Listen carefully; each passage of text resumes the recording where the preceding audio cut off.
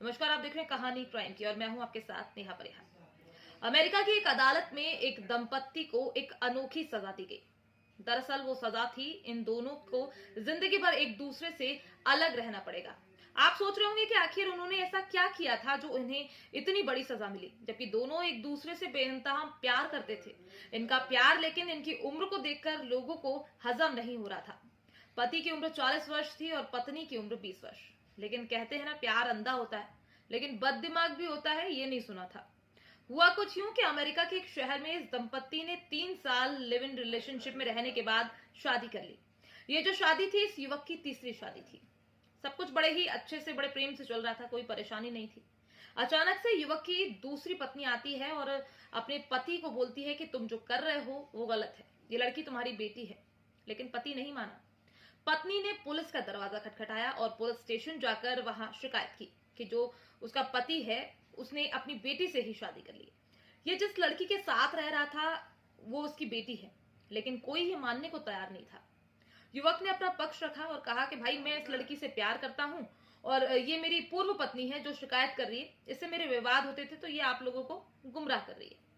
Police ने युवक का विश्वास कर लिया और उसे चलता कर दिया। लेकिन युवक की जो पूर्व पत्नी थी वो कहाँ मानने वाली थी। वो फिर पहुंच गई पुलिस स्टेशन। फिर उसने जो बात कही तो लोगों को भी कुछ शक हुआ।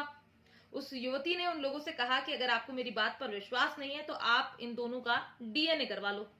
बात पते की थी। सभी ने सोचा कि डीएनए करवा लेते हैं, अगर पति पत्नी हुए तो डीएनए मैच नहीं करेगा और अगर बेटी हुई तो डीएनए मैच कर जाएगा।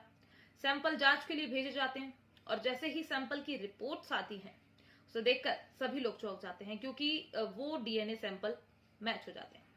आपको बता दें, ये जो खबर है, ये जो कहानी है, वो अमेरिका के अलग अलग शहरों में न्यूज़पेपर्स में, टीवी पर छाई हुई थी, क्योंकि ये जो महिला है ये आए दिन इसके कवरेज किए जा रहे थे, इसकी शिकायतें आए दिन लोगों तक पहुंच रही थी।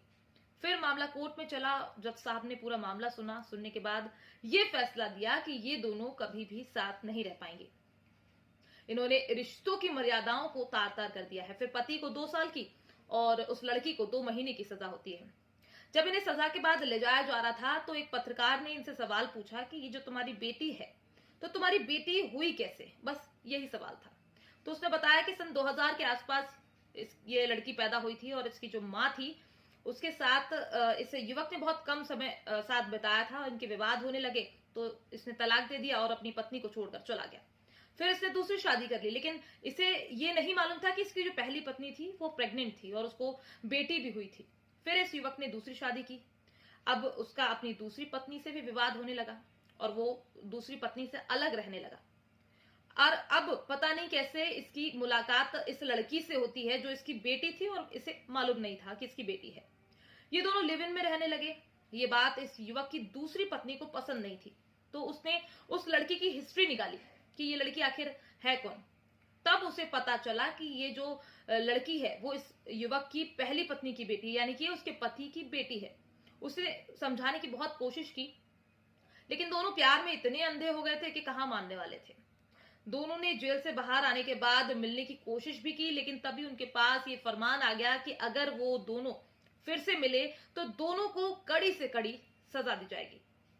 इस तरह की कहानियां सुनाने का हमारा उद्देश्य किसी का दिल दुखाना या किसी को परेशान करना नहीं है, बस आपको जागरूक करना है। अपने आसपास नजर रखिए, न गलत कीजिए और न करने देने की कोशिश कीजिए।